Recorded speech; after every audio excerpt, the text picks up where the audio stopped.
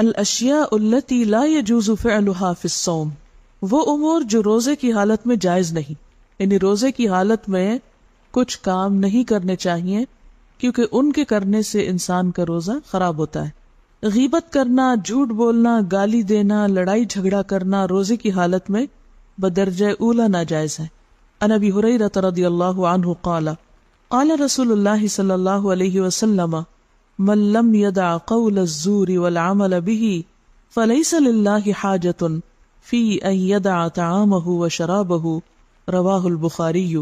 حضرت ابو ہریرہ رضی اللہ عنہ سے روایت ہے، نبی اکرم صلی اللہ علیہ وسلم نے فرمایا، جو شخص روزہ رکھ کر جھوٹ بولنا اور اس پر عمل کرنا ترک نہ کرے، یعنی چھوڑے نہیں، تو اللہ تعالیٰ کو اس بات کی کوئی حاجت نہیں کہ وہ کھانا پینا چھوڑ دے۔ اسے بخاری نے روایت کیا ہے۔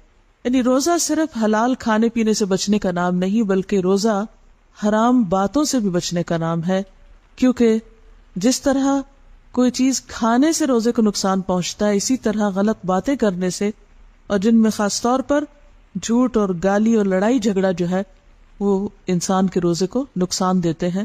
تو ان تمام امور سے بچنے کی ضرورت ہے، اور روزے کا تو اصل مقصد ہی یہی ہے کہ انسان ان چیزوں سے پرہیز کرے اور ان چیزوں سے بچنے کی پریکٹس کرے۔ عن ابی ہریرہ قال قال رسول اللہ صلی اللہ علیہ وسلم الصیام جنۃ وَإِذَا كَانَ يَوْمُ صَوْمِ أَحَدِكُمْ فَلَا يَرْفُثْ وَلَا يَسْخَبْ فَإِنْ سَابَّهُ أَحَدٌ أَوْ قَاتَلَهُ فَلْيَقُلْ إِنِّي امْرُؤٌ صَائِمٌ رواہ البخاری۔ حضرت ابو ہریرہ رضی اللہ عنہ سے روایت ہے کہ رسول اکرم صلی اللہ علیہ وسلم نے فرمایا، روزہ ڈھال ہے، لہذا جب کوئی روزہ رکھے تو فحش باتیں نہ کرے، بےہودہ پن نہ دکھائے۔ اگر کوئی دوسرا شخص روزہ دار سے گالی گلوچ کرے یا جھگڑے تو روزہ دار کہہ دے کہ بھائی میں روزے سے ہوں، یعنی تمہاری باتوں کا جواب نہیں دے سکتا۔ اسے بخاری نے روایت کیا۔ تو اس سے کیا پتہ چلتا ہے کہ روزہ بذات خود انسان کو برے کاموں سے اور بری باتوں سے بچانے والا ہے۔ تو پہلی بات تو یہ کہ روزے دار کو خود سوچنا چاہیے، خود خیال کرنا چاہیے، احساس کرنا چاہیے کہ وہ روزے کی حالت میں کوئی بے حیائی کی بات، کوئی لڑائی جھگڑا، گالی گلوچ اپنی زبان سے نہ نکالے، اور نہ ہی کسی قسم کا شور ہنگامہ کرے، کیونکہ عربی کی عبارت میں لفظ یسخب ہے، یعنی بیکار کی باتیں، شور ہنگامہ اور نان سینس، ان چیزوں سے پرہیز کرنا چاہیے۔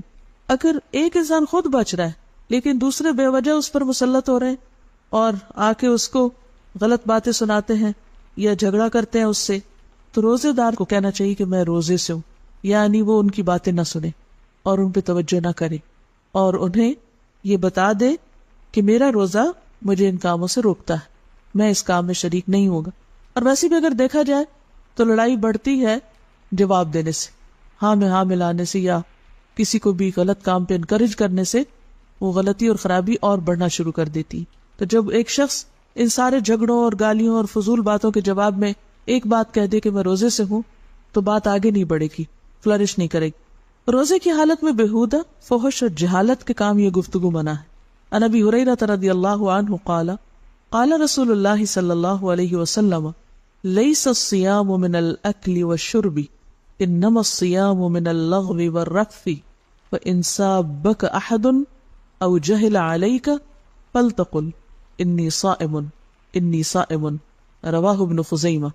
حضرت ابو ہریرہ رضی اللہ عنہ کہتے ہیں کہ رسول اللہ صلی اللہ علیہ وسلم نے فرمایا، روزہ کھانے پینے سے رکنے کا نام نہیں بلکہ بےہودہ اور فحش کاموں سے رکنے کا نام ہے، لہذا اگر روزہ دار سے کوئی گالی گلوچ کرے یا جہالت سے پیش آئے تو اسے کہہ دینا چاہیے کہ میں روزے سے ہوں، یعنی میں تمہاری باتوں کا جواب نہیں دوں گا۔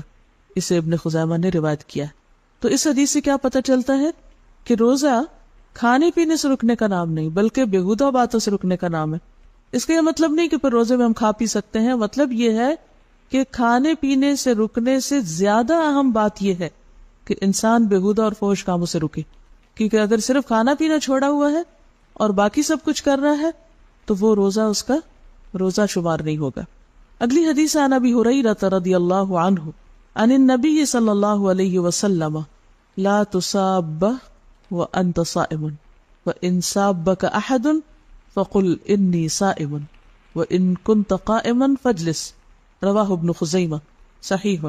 حضرت ابو ہریرہ رضی اللہ عنہ نبی اکرم صلی اللہ علیہ وسلم سے روایت کرتے ہیں کہ روزے کی حالت میں کسی کو گالی نہ دو. اگر کوئی دوسرا گالی دے تو اسے کہہ دو کہ میں روزے سے ہوں. اگر کھڑے ہو تو بیٹھ جاؤ. اسے ابن خزیمہ نے روایت کیا. یہاں باقی باتیں تو پچھلی احادیث میں آ چکی ہیں، لیکن جو نئی بات ہے وہ یہ ہے کہ اگر کوئی شخص کھڑا ہو تو بیٹھ جائے، یعنی اس سے بھی لڑائی نہیں ہوگی یا لڑائی آگے نہیں بڑھے گی. عام طور پہ کیا ہوتا ہے، اگر ایک شخص دوسرے کچھ برا بلا کہتا ہے تو لڑنے کے لیے اس کو اٹھنا پڑتا ہے اور اٹھ کے آگے بڑھے گا. اور اگر کوئی شخص کھڑا ہے اور لڑائی شروع ہو جائے تو اور وہ بیٹھ جائے تو پھر لڑ نہیں سکے گا، یعنی اس سے آگے لڑائی رک جائے گی. اور ویسے بھی پوزیشن تبدیل کرنا غصے کی حالت میں انسان کے غصے کو کم کرتا ہے. کچھ اور چیزیں بھی ہیں جو روزے کی حالت میں انسان کے روزے کو نقصان دیتی ہیں. اس میں حدیث ہے اس بارے میں کہ جو روزہ دار اپنی شہوت پر قابو نہ رکھتا ہو اس کے لیے بیوی کا بوسہ لینا جائز نہیں.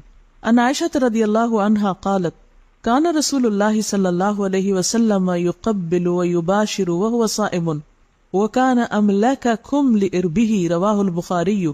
حضرت عائشہ فرماتی ہے کہ نبی صلی اللہ علیہ وسلم روزے کی حالت میں بوسہ لیتے، بغل گیر ہوتے، لیکن وہ اپنی شہوت پر سب سے زیادہ قابو پانے والے تھے. اسے بخاری نے روایت کیا.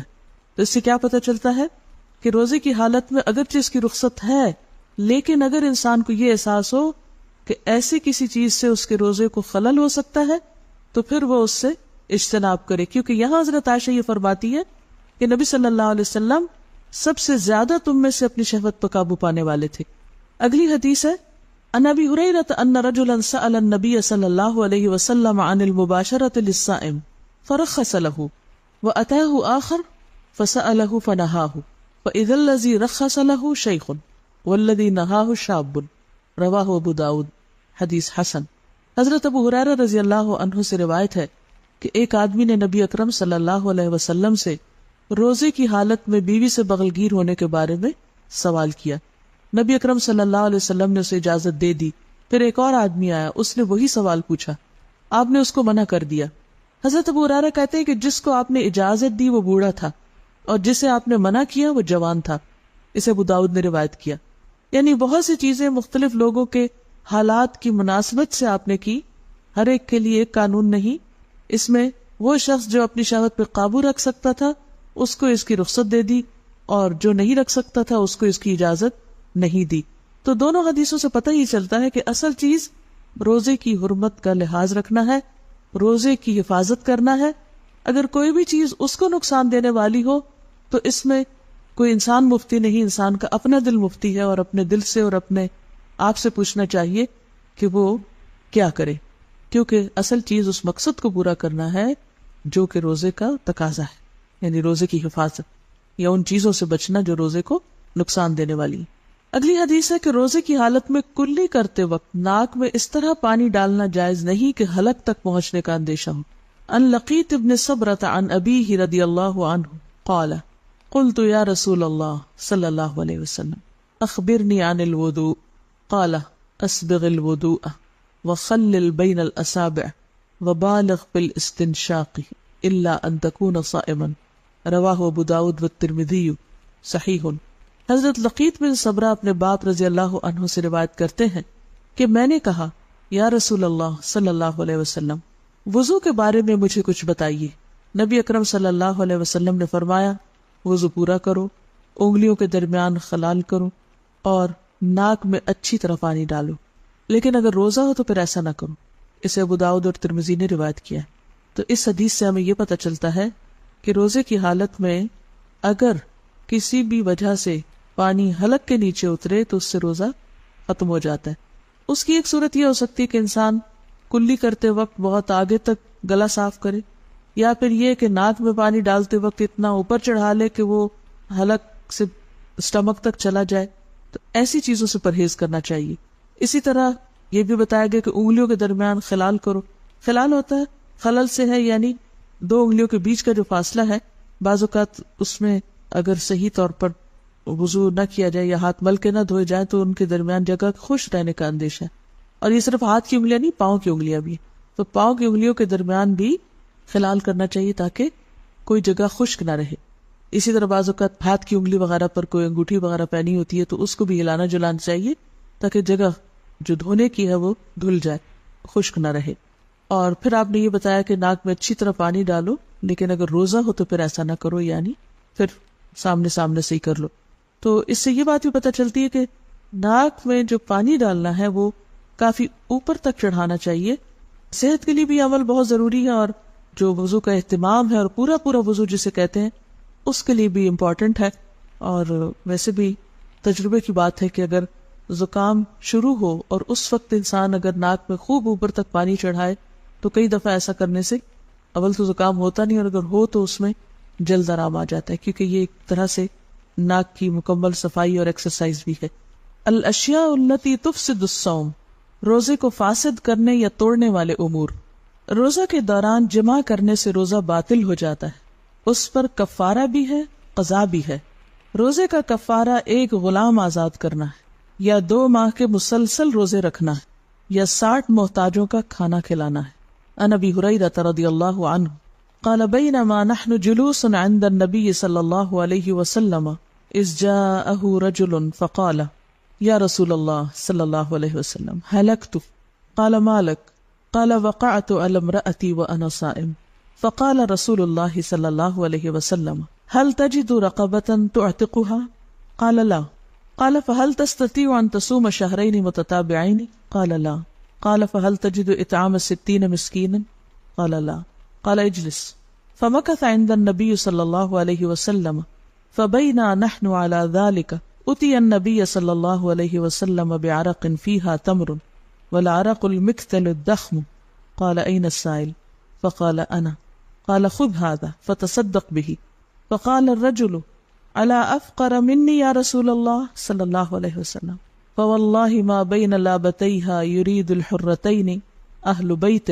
أفقر من أهل بيتي فضحك النبي صلى الله عليه وسلم حتى بدت أنيابه ثم قال أطعمه أهلك متفق عليه. حضرت ابو ہریرہ رضی اللہ عنہ سے روایت ہے کہ ہم نبی اکرم صلی اللہ علیہ وسلم کے پاس بیٹھے تھے کہ ایک صحابی آئے اور کہنے لگے یا رسول اللہ صلی اللہ علیہ وسلم میں ہلاک ہو گیا. نبی اکرم صلی اللہ علیہ وسلم نے پوچھا کیا بات ہے؟ اس نے کہا میں روزے کی حالت میں بیوی سے صحبت کر بیٹھا. رسول اللہ صلی اللہ علیہ وسلم نے پوچھا کیا تو ایک غلام آزاد کر سکتا ہے؟ اس نے کہا نہیں. نبی اکرم صلی اللہ علیہ وسلم نے پھر دریافت کیا کیا 2 ماہ کے مسلسل روزے رکھ سکتے ہو؟ اس نے کہا نہیں. نبی اکرم صلی اللہ علیہ وسلم نے پھر پوچھا کیا 60 مسکینوں کو کھانا کھلا سکتے ہو؟ اس نے عرض کیا نہیں. نبی اکرم صلی اللہ علیہ وسلم نے فرمایا اچھا بیٹھ جاؤ. نبی اکرم صلی اللہ علیہ وسلم تھوڑی دیر رکے. ہم بھی اسی حالت میں بیٹھے تھے کہ نبی اکرم صلی اللہ علیہ وسلم کی خدمت میں کھجور کا ایک عرق لایا گیا. عرق بڑے ٹوکرے کو کہا جاتا ہے. نبی صلی اللہ علیہ وسلم نے فرمایا مسئلہ پوچھنے والا کہاں ہے؟ اس نے عرض کیا میں حاضر ہوں. نبی اکرم صلی اللہ علیہ وسلم نے فرمایا یہ کھجوریں لے جاؤ اور صدقہ کر دو. اس نے عرض کیا یا رسول اللہ صلی اللہ علیہ وسلم کیا صدقہ اپنے سے زیادہ محتاج لوگوں کو دوں؟ واللہ مدینہ کی ساری آبادی میں کوئی گھر میرے گھر سے زیادہ محتاج نہیں. رسول اللہ صلی اللہ علیہ وسلم ہنس دیے یہاں تک کہ نبی اکرم صلی اللہ علیہ وسلم کی ڈاڑیں نظر آنے لگی. نبی اکرم صلی اللہ علیہ وسلم نے فرمایا اچھا جاؤ اپنے گھر والوں کو ہی کھلا دو. اسے بخاری اور مسلم نے روایت کیا ہے. یہ ہے اسلام کا حسن اور اسلام کی رعایت. اب اس میں آپ دیکھیے کہ جو بات پتہ چل رہی ہے وہ یہ ہے کہ انسانی کمزوری یا انسانی بھول چوک کی وجہ سے اگر انسان سے ایسا کوئی گناہ ہو جائے تو پھر اس کا کفارہ ادا کرے. اور کفارے میں کیا ہے؟ غلام آزاد. اگر غلام نہیں تو پھر اس کے بعد 2 ماہ کے روزے. اور اس میں انسان یہ نہیں کہ مستی سے صرف کہ نہیں مجھ سے روزے نہیں رکھے جاتے، نہیں، یہ دیکھا جائے گا کہ اس کی صحت اور اس کی جسمانی حالت کیسی ہے. اگر کوئی 1 مہینہ رمضان کے روزے رکھ سکتا ہے تو وہ 2 بھی رکھ سکتا ہے. تو یعنی جو شخص رمضان کے روزے رکھ لے تو پھر اس کا مطلب یہ ہے کہ وہ اس قابل ہے. اور اگر کوئی بیمار ہے یا معذور ہے اور وہ روزے نہیں رکھ سکتا تو پھر وہ 60 مسکینوں کو کھانا کھلائے گا. اور اگر کوئی غریب ہے اور وہ نہیں کھلا سکتا تو پھر اس کو کچھ دیا جائے گا کہ وہ آگے کسی کو کھلا سکے. اب آپ نے یہ نہیں کہا اچھا پھر جاؤ تم کچھ بھی نہ کرو، کہا بیٹھ جاؤ. اور بٹھایا کس لیے؟ کہ کوئی اس کی مدد کی جائے تاکہ وہ اپنا کفارہ ادا کر سکے.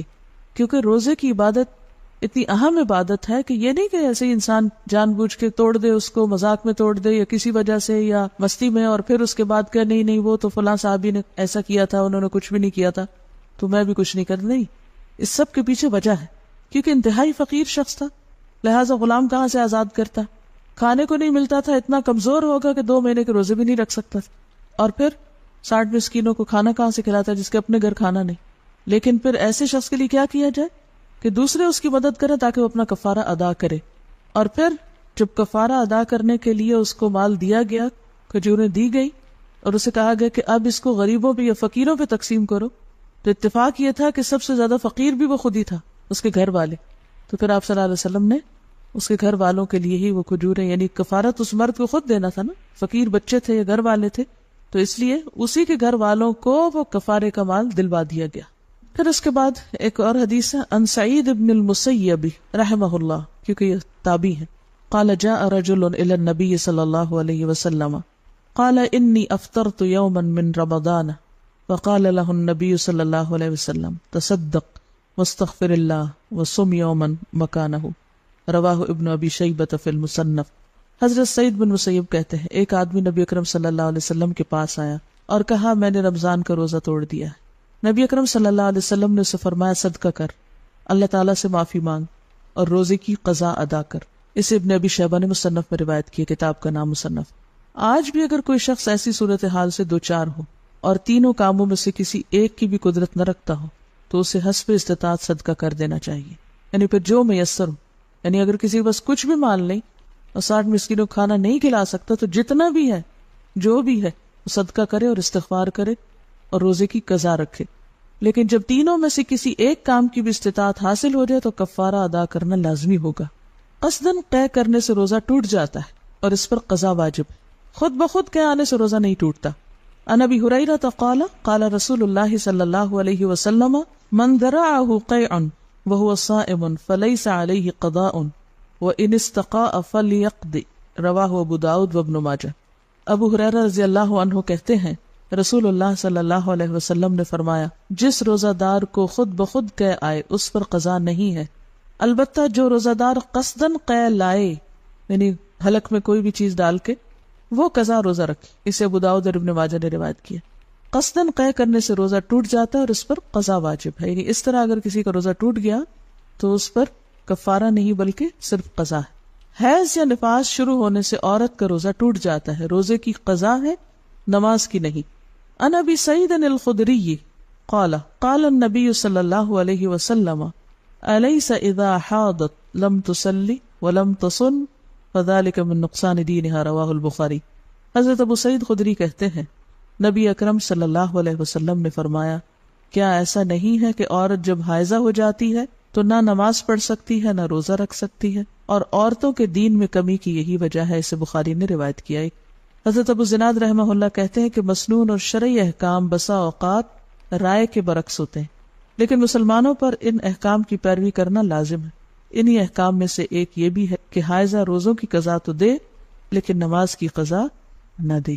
بعض لوگوں کے ذہن میں یہ خیال ہوتا ہے کہ اگر روزہ 12 بجے کے بعد ٹوٹا ہے تو وہ روزہ مکمل کر لیا جائے، نہیں، اگر 5 منٹ پہلے بھی ٹوٹا ہے تو بھی قضا دینی ہوگی۔ ہاں، سارا دن آپ روزے سے رہے تو جتنا روزے سے رہے اس کا اجر مل جائے گا انشاءاللہ تعالی، اور اگر ایک دفعہ روزہ ختم ہو جائے آپ کا منسس کی وجہ سے تو پھر آپ کیا کریں، یعنی کھا پی سکتے ہیں، اس کے بعد اس میں روزہ رکھنے کی کوئی حاجت نہیں۔ استحاضہ کا مسئلہ ہی پوچھ رہی ہیں کہ اگر کسی خاتون کے پیریڈز ختم ہی نہ ہو تو وہ کیا کرے۔ اس میں ایسا ہے کہ جو اس کے اس بیماری سے پہلے دن مقرر تھے مہینے میں 6 دن یا 7 دن، اور جو ڈیٹس تھی اور جو کیفیت اس کی ہوتی تھی، جسمانی کیفیت، اور جو علامتیں اس کی ہوتی تھی، ان علامتوں سے پہچان کے ان 5-6 دنوں میں روزہ چھوڑ دے، نماز بھی چھوڑ دے، اور پھر اس کے بعد جب وہ کیفیت بدل جائے تو خواہ بلیڈنگ ہو روزہ بھی رکھے اور نماز بھی پڑھے۔ ٹھیک ہے، دیکھیں پیریڈز کے بارے میں 10 اور 12 دن کوئی چیز نہیں ہے، ہر ایک کی عادت کاؤنٹ ہوگی، کہ اگر کسی کو صرف 1 دن کی عادت ہے تو وہ 1 دن، 3 دن کی ہے تو 3 دن، 7 دن کی ہے تو 7 دن۔ بعض لوگوں کا یہ بھی سنا گیا ہے کہ وہ 7 دن سے پہلے نہاتے ہی نہیں، انہوں نے بچپن سے یہ سن رکھا کہ 7 دن کے بعد نہانا ہے، ہفتے بعد نہانا۔ تو یہ سب جہالت کی باتیں ہیں، ہر عورت کی عادت فرق ہوتی ہے، اور اس میں آپ دیکھیے کہ ماؤں کی ذمہ داری بنتی ہے کیا، کہ جب بچیوں کو پیریڈ شروع ہو تو ان سے باقاعدہ ڈائری مینٹین کروائیں، وہ مارک کریں کب شروع ہوئے کب ختم ہوئے، اور کم از کم 3 مہینے اس اپنی عادت کو جائزہ لیں۔ اور اس سے پتہ چل جائے گا کہ ہاں ریگولر ہے یا ارریگولر ہے، یا مہینے میں 3 دن ہے یا 5 ہے، یا 5 ہے اور 4 ہے. مثلاً اگر 2 دفعہ یعنی 3 میں سے 2 دفعہ ایک ہی چیز ہوئی تو اس کا مطلب ہے کہ وہ عادت ہے، اور اسی پر پھر آئندہ زندگی کا انحصار ہوگا. ہاں یہ الگ بات ہوتی ہے کہ بعض اوقات موسم کے فرق سے یا حالات اور کھانے کے یا سچویشن کے فرق سے، غم خوشی غصے وغیرہ کی وجہ سے بعض اوقات اوپر نیچے تھوڑا بہت ہو جاتا ہے، تو وہ تو اس میں ہی شمار ہوگا. لیکن ایکسٹرا آرڈنری اگر کوئی چیز نظر آ رہی ہے تو وہ پھر اصل پہ لوٹائی جائے گی. السلام علیکم ورحمۃ اللہ وبرکاتہ.